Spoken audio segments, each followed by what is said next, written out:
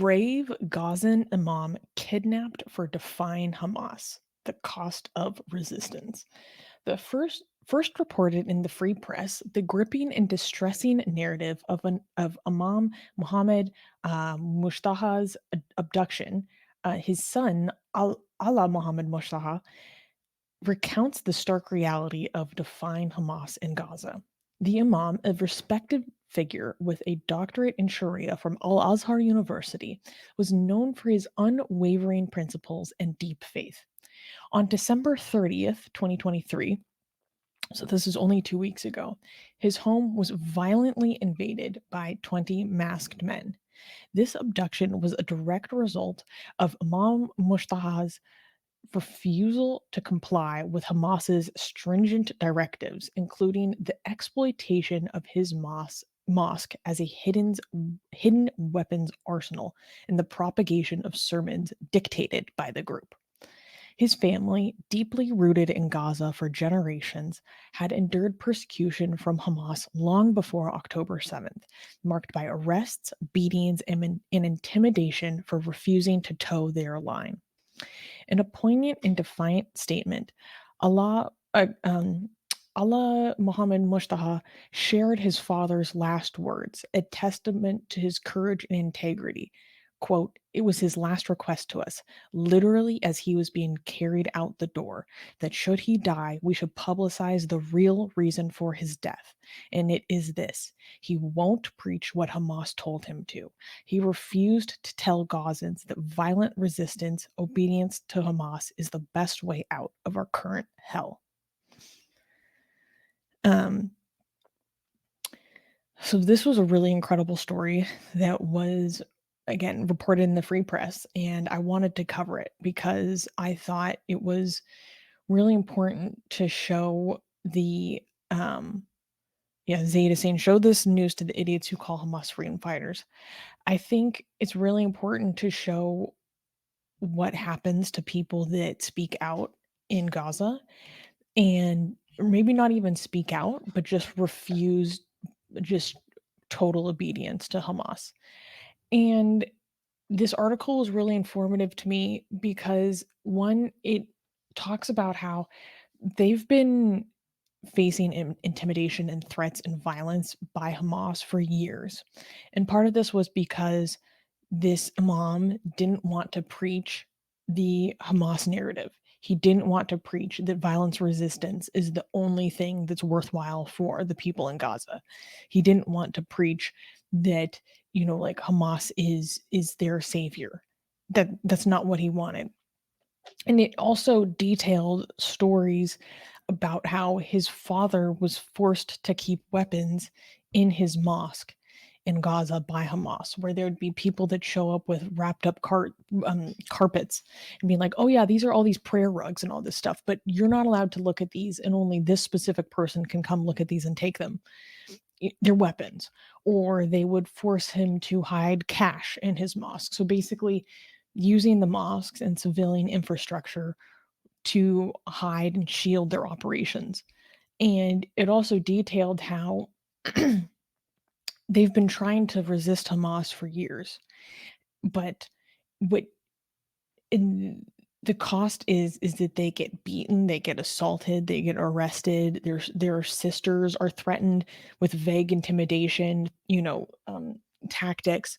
Like, and it painted a firsthand account for me about how the extortion of Hamas works. And I think that's important for people to understand because when when looking at the behavior of civilians in Gaza, there's many things to take into account. But I think it's also useful for people to take into account that in many cases, people are extorted into behaving. They're threatened into doing what this terrorist group says. And one thing that I found so interesting about this article was that this article is written in the first person by this imam's son.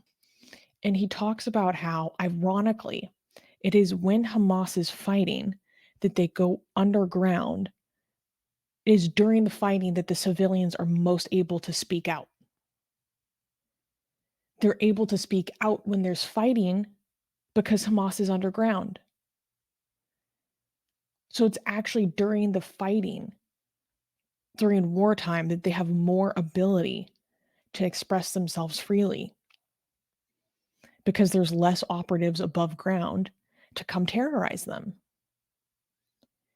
And that was very insightful for me. And I also really wanted to highlight the bravery of this man. It's so powerful to me that literally, as he's being dragged out the door, he's screaming to his children, "You let the world know exactly who did this to me. Don't let anyone twist it. Don't let anyone become confused about who is responsible for my suffering or potential death." They said his last request to us, literally as he was being carried out the door, that should he die, we should publicize the real reason for his death. And it is this: he refused to tell Gazans that violent resistance and obedience to Hamas is the best way out of our current hell. That was just incredibly powerful to me. Armin, what did you think when I told you about this story? I thought about how on point this guy was, and I'm going to say something that might seem contradictory to the things that we've been trying to say before, but it's not. And it also might seem very insensitive. Okay, but bear with me. Okay, so this war between, you know, Hamas and Israel will continue until one thing happens. Okay, this war keeps continuing because both the people in Israel and in Palestine are convinced that the path forward is to continue fighting, right? When you have two people on both sides agree that stopping the war is not the right solution, then the war, guess what will happen? The war will continue. And between these two people, these two groups of people, again, not all of them, but the majority of Israelis and the majority of Palestinians believe that resistance, fighting military resistance is the path forward. That's what gets them victory. And at least one of these two groups is wrong.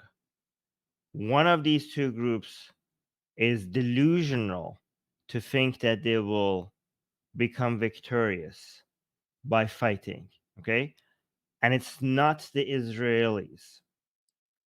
Right. And here's the thing: we have shown you stats that shows that Hamas is not very popular in Gaza, but resistance is, like, fighting is, like, the reason why Hamas is not popular in Gaza is not because they're fighting Israel. It's because of their corruption, and it's because of the way that they treat Palestinians, right? But even among Palestinians, unfortunately, even among many Palestinians who don't like Hamas, they still like fighting Israel. That is the truth. We have to say, again, not all, but most, unfortunately. And this Imam, the reason why this Imam, so there's two levels of bravery, right? One is to be anti-Hamas, but that is kind of common in Gaza. It is not that hard to find people who are against Hamas in Gaza, right? And that's brave. I'm not saying that that's not brave, but it is common. But this is another level, and the next level that I thought this guy was kind of representing is not to just be anti-Hamas, but it's also being anti-fighting. That is another level that this guy has seemed to have managed to upgrade to, that we need more Palestinians. Again, we have seen what happened to, again, a lot of people think that the way to peace is ceasefire. The way to peace is to stop fighting, because it just seems so intuitive. You want peace? Stop fighting. But that's not how it works. Sometimes, many times, the way to peace is to continue to fight, right? The peace that, for example, we brought about after World War II was because the Allies managed to crush their enemy, right? The peace that we brought in Germany was not because people didn't fight, was because people decided to fight. Look at what happened eventually to Japan and Germany. Look at all the Arab countries in the region that Israel decided to fight with and defeat. Look at what happened to the way that Israel managed to bring peace with Egypt and Jordan, right? Was not through not fighting, was because they decided to fight. And the disservice, that the betrayal of many Muslims and Arabs around the world to the Palestinians is selling them this delusion that one day they will be victorious if they keep fighting, because they're not the ones who are doing the fighting. The Muslims and many of the progressives all around the world, they constantly are encouraging the Palestinians and selling them this lie that you are heroes and keep on resisting, and one day it will be your turn to, the other Arab countries around the region, they stop fighting, and now that's the reason why they have their country. That's the reason they accepted Israel as a reality. They accepted that Israel is not going to go away, and the only way for Palestinians, for eventually for them to have their own country and have some level of peace for themselves, is to just give up fighting, is to accept that Israel is not going to go away, to accept that they have been defeated, to accept that that they are inferior in economy, in technology, in military power, and you are just being pushed to serve other people's agenda. This is not your agenda. You're not fighting your war. You're fighting the Islamic Republic of Iran's war. You're fighting many other interest groups' war. You're fighting leftist progressives in Western countries' war. This is the war you're fighting for them. You're gaining nothing out of this, right? And the moment they realize that they're being pushed by other people, and they are, other people don't, the people who are encouraging you to fight, they don't care about you. They're sending you to fight in a war, and it will bring you nothing but misery, nothing but poverty, nothing but anxiety, nothing but blood, nothing but your loved ones under the rubble for years and years. And until you wake up and realize that there's nothing that you can gain out of this war, that's the first day that you could start building your future.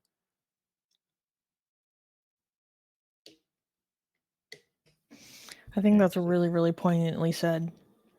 I mean, one thing that worries me though is if essentially the sense of honor will allow that to happen.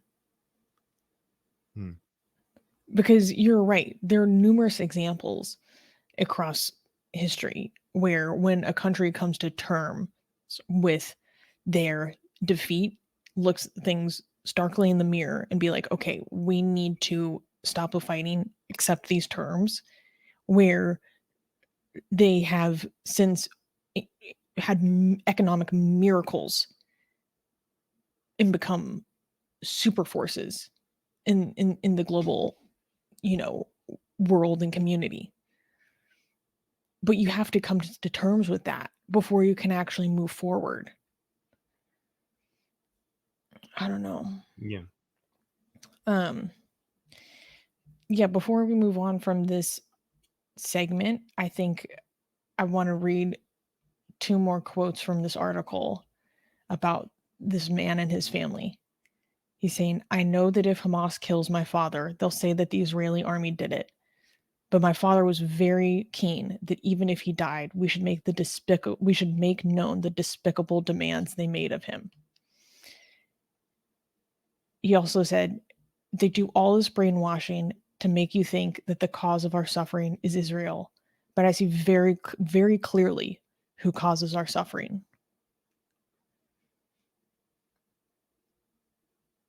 And Perfectly so. yeah. So I think we should all try to have a lot of sympathy for the people that are held hostage essentially by terrorist forces around the world. This includes the Yemenis under the control of the Houthis. This basically includes Iran. This includes Afghanistan. There are a lot of people that have no choice into where they're born, and who controls their population. And speaking out about it can come at the cost of your life. So people who are willing to risk paying that price deserve a lot of celebration and admiration, regardless of their race, ethnicity, where they're born, their religion, any of that. Because it's more courageous than I think most of us could ever summon.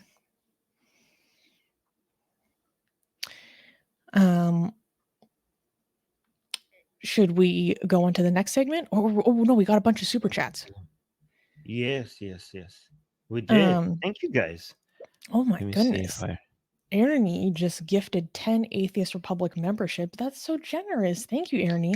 Guys, if you were just awarded one of the memberships from Ernie, please drop our new Atheist Republic emojis in the live chat. You got to show off, your new swag, we the new stuff you got. we need to get more emojis. I know I'm working on it because Yeah. okay, I want to make emojis for Elliot Just and Anna, but I've been trying to figure out what kind of facial expressions would be best for their emojis. It's a little bit that's a difficult decision. right. We could use Dolly to make that. Yeah. The Well, ChatGPT. Yeah. I was thinking it would be better if they're all in the same family, so we'd go back to the artist that made our original ones. Oh yes. Okay, let's Yeah. do that. Okay. Because otherwise they would look different and that'd be strange. All colors are entombed in black gave us a 10 euro super chat. Thank you. That's very generous. Saying, I apologize for interrupting you, but I'd like to ask if any one of you can give me unbiased source on the water dispatching issue in Palestine and Order 158 because the BBC isn't that reliable. This is way too specific for my knowledge. I don't know if you know anything about this, Yeah. Arun. No, I don't know. Yeah, I'm sorry, I don't know about Yeah. this. I haven't heard about Unfortunately, this. the answer is no. I cannot get any more info. No. Yes. Um, You could use France 24 is a good source of news. And if you France 24 and DW News are the best. If you're looking for unbiased sources of information, those are the two best ones. Do you know who makes the most amazing, gorgeous, and other adjectives that I can't use here on YouTube, blasphemous art ever? We do! And for some reason, we are giving it away for free. Download them now using the link in the description before we change our mind.